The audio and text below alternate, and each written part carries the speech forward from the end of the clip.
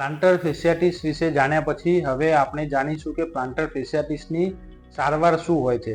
Planter ફેશિયાટિસની સારવારમાં આપણે conservative એટલે કે વિધાઉટ ઓપરેશન વગર કે કોઈપણ જાતના ઇન્જેક્શન વગર આપણે પ્લાન્ટર ફેશિયાટિસનો દુખાવો મટાડી શકીએ છીએ. કન્ઝર્વેટિવ ટ્રીટમેન્ટમાં પ્લાન્ટર ફેશિયાટિસમાં સૌ પ્રથમ તો કસરત, બરફનો શેક અને પોચા ચપ્પલ પહેરવાના હોય છે. પ્લાન્ટર ફેશિયાટિસની કસરતમાં પ્લાન્ટર ફેશિયાટિસ કે જે નીચેના સ્નાયુ આવે છે એને ખેંચવાની કસરત હોય છે. બીજા વસ્તુમાં કે પ્લાન્ટર ફેશિયાટિસમાં બરફનો શેક કરવાનો હોય છે.